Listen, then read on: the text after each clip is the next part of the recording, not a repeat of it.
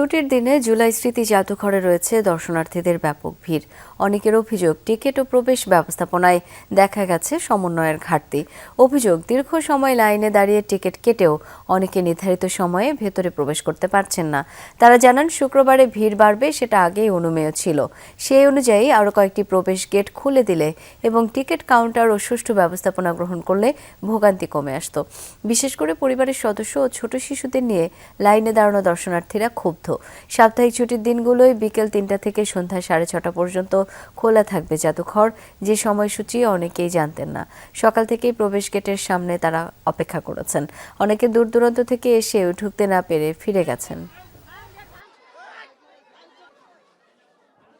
বাচ্চাদের নিয়ে আসলাম যে জুলাই জাদুঘর দেখবো, কিন্তু এখানকার যে পরিবেশ, তো এখন আর যাওয়ার কোনো সুযোগও নেই। আমি গত দুদিন আগে অনলাইনে টিকিট কেটে ফেলছি, কিন্তু এত তীব্র ভিড় আর ওদের ম্যানেজমেন্টের ফার্স্ট অফ অল কোনো ঠিক নেই। তারা একটা পরিবেশ সুন্দর করতো যে এখানে টিকিট কাটে, এই গেট দিয়ে লোক ঢুকতেছে, ওই গেটে টিকিট কাটে, তাও তো তারা করতেছে না। আমি ঢুকতে পারছি বা ঢোকার পরে টিকিট কাটছি, কিন্তু ভিতরে আমার ফ্যামিলি বাচ্চা ওনাদেরকে নিতে পারছি না। 5 আগস্টে উদ্বোধন করা হয়েছে, মানুষের একটু চাপ থাকতে পারে আজকে যেহেতু ছুটির দিন, তাহলে কর্তৃপক্ষ এটা আগে থেকে ব্যবস্থা নেওয়ার কথা ছিল।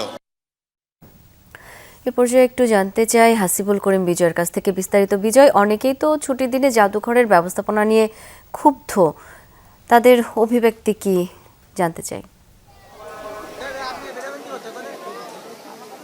শাওন, যারা আসলে ক্ষুব্ধ তারা অনেকেই আসলে বুঝতে পেরেছে যে আজকে ছুটির দিনে ভিড় হবে, তবে একটি বাড়তি ব্যবস্থাপনার তারা আশা করেছিল। তবে আসার পরে তারা যেটি আশাহত হয়েছে সেটি হচ্ছে যে তারা আসলে সেই ব্যবস্থাপনাটি দেখতে পায়নি। তবে আমি শুরুতে যদি একটু দেখাতে চাই যে ভেতরের যে অবস্থা, আজকে কিন্তু ধারণ ক্ষমতার বাইরে কিন্তু দর্শনার্থী প্রবেশ করেছে এবং আপনি দেখতেই পাচ্ছেন যে কি পরিমাণ মানুষ আসলে আজকে হয়েছে। যেহেতু 5 আগস্ট এটি উদ্বোধন করা হয়েছে, এরপরে আজকে প্রথম ছুটির দিন এবং আজকের সময়সীমা কিন্তু খুবই অল্প বলা চলে। যেহেতু 3টা থেকে 6:30 পর্যন্ত আসলে খুলে দেওয়া হয়েছে, আজকে উন্মুক্ত করা হয়েছে দর্শনার্থীদের জন্য এবং এরপরে আসলে খুবই অল্প সময়ের মধ্যে আসলে এত মানুষ ঢোকা আসলে সম্ভব না এবং সেই বিষয়টির জন্য একটি অব্যবস্থাপনা তৈরি হয়েছে এবং খুবই সংকীর্ণ গেট এবং সেই গেটের দিয়ে আসলে ঢোকাটা খুবই কষ্টসাধ্য ছিল সব মানুষের। যেহেতু অনেক দূর দূরান্ত থেকে মানুষ এসেছে,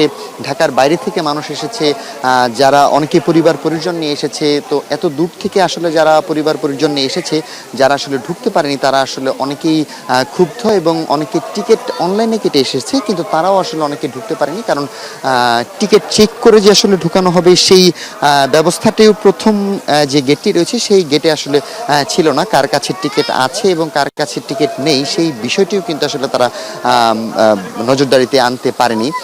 তবে আপনি দেখতে পাচ্ছেন যে প্রচুর ভিড় আমরা লক্ষ্য করতে পারছি এবং আজকের মতো সময়সীমা শেষ, আজকের মতো আর কেউ ঢুকতে পারছে না, এখন শুধু মানুষজন বের হচ্ছে। তবু কি পরিমাণ ভিড় আপনি কিন্তু আসলে সাউন্ড দেখতে পাচ্ছেন। এছাড়াও যদি বলি, অনেকেই আসলে ক্ষুব্ধ হয়ে কিন্তু চলেও গিয়েছেন, টিকিট কেটেছেন কিন্তু ঢুকতে পারছেন না, বাচ্চা কাচ্চা নিয়ে, মহিলা মানুষদের নিয়ে, যারা নারী সদস্যদের নিয়ে আসলে অনেকেই ঢুকতে পারছেন না, এই জন্য অনেকেই ক্ষুব্ধ হয়ে চলেও গিয়েছেন। তবে যারা আসলে ঢুকতে পেরেছেন তাদের সাথে অনেকের সাথে কথা হয়েছে, তারা ওই পুরো বিষয়টি নিয়ে তো ক্ষুব্ধই, পাশাপাশি তারা আসলে যে মূল জাদুঘরটি রয়েছে শেখ হাসিনা, সাবেক প্রধানমন্ত্রী শেখ হাসিনার যে বাড়ি, সেই বাসা গণভবন, সেইটার ভেতরে যে জাদুঘর, সেখানে মূলত লাল টেলিফোন, সেই টেলিফোনের সবাই কথা বলছে তা শেখ হাসিনার সাথে। সেখানে যে বিষয়গুলো আসলে হাইলাইট করা হয়েছে সেই বিষয়গুলো তারা দেখে আসলে ক্ষুব্ধ এবং নতুন প্রজন্মের কাছে আসলে জুলাইয়ের যে ইতিহাস, যেভাবে আসলে এই গণ অভ্যুত্থানটি হয়েছে, সেই অভ্যুত্থানটি আসলে তারা নতুন প্রজন্মের কাছে তুলে ধরতেই অনেকে পরিবার পরিজন নিয়ে আসলে এই